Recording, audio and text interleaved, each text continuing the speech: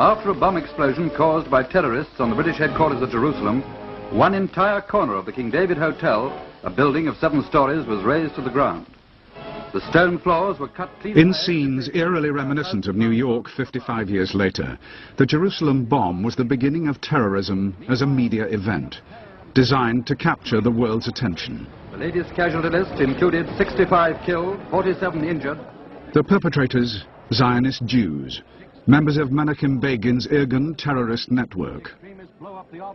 Begin, who would one day become Prime Minister of Israel, described this tactic as turning Palestine into a glass house, where the entire world was looking in. We were a minority, but we were a minority with a clear ideology that we must have a Jewish state to rebuild the state which was existing many hundreds of years ago. In a fight for liberty, you have always those who are more, call them extreme, or more adamant, or call them staunch, and they want it immediately, not to wait for the Messiah.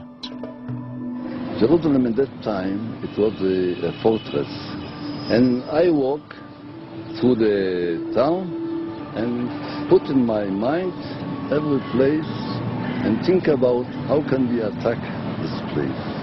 If we succeed, it's very important the whole world will see that we can fight even the British. Begin and Ellis decided on a daring plan. They would strike at the very heart of British rule, the King David Hotel itself.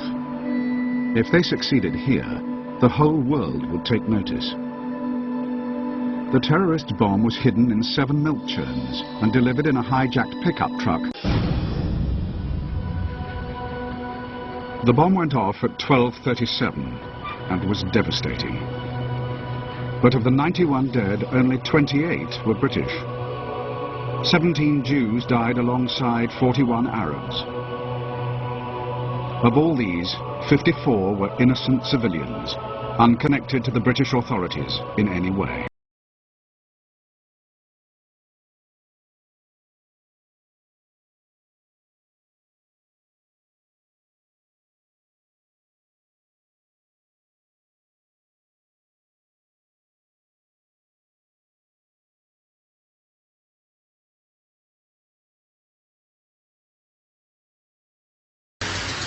We started with military operations to make sure that the road between Tel Aviv and Jerusalem will not be endangered by the big villages or towns that were along the road, wherefrom came all the attackers on the convoys. A special Haganah brigade was formed to open the road to Jerusalem. The system was to attack the village, to give warning to the civilians, to destroy the village. And by the elimination of the villages alone and adjacent to the road, we were sure that there would be no attacks.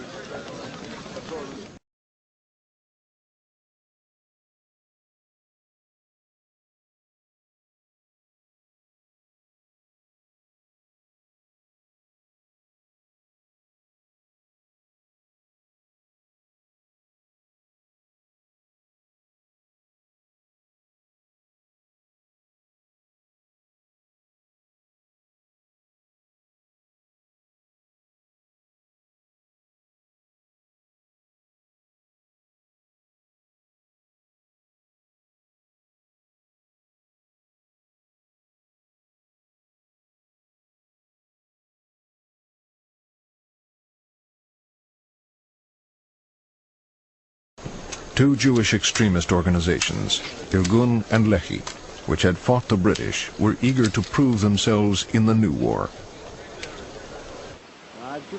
It was such a tragedy. Deir Yassin was a lovely village.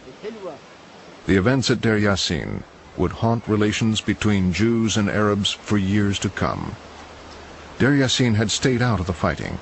It was not on the Haganah's list of hostile villages.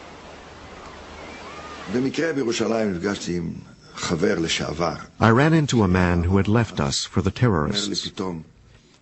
He told me that the Irgun and Lehi had got permission from our commander to attack the village of Deir Yassin. He was very proud.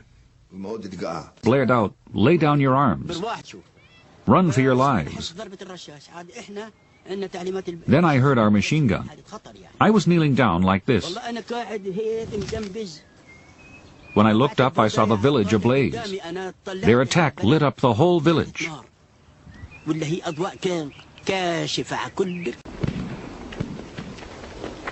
commander ordered a house-to-house attack. So I gave the order. Before entering a house, throw a couple of grenades inside.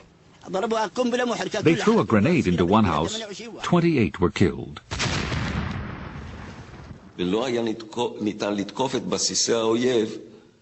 It was impossible to attack the enemy without hurting their families. It was difficult. It was painful, and I'm sorry we had to do it. But we had no choice.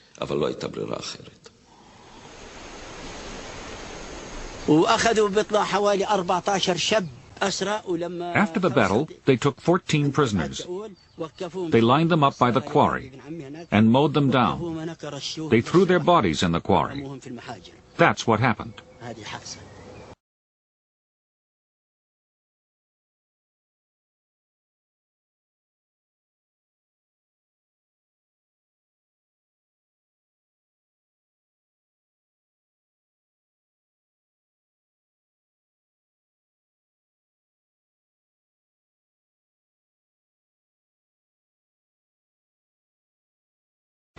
New immigrants were often settled along Israel's frontiers.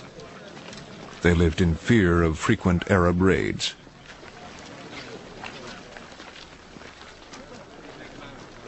Ben-Gurion blamed Nasser for the raids. He ordered the Israeli army to retaliate by striking Arab countries harboring infiltrators.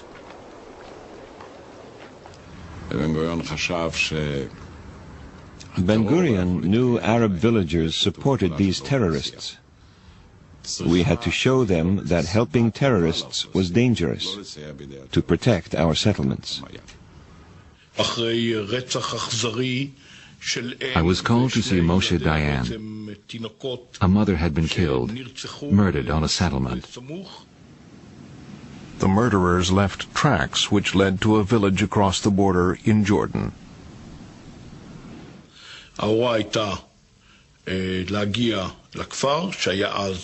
My orders were to reach the village in Jordan. We had to blow up as many buildings as possible and cause as many Arab casualties as possible. The tiny village of Kibya on the Israel-Jordan border is in ruins as day survivors relate how troops struck across the frontier at night. They accuse Israeli forces of leveling buildings with grenades, shellfire, and explosives, trapping entire families in the rubble. The attack prompts the United States, England, and France to deliver their sharpest rebuke to Israel since its founding and to demand stern action to punish the guilty troops.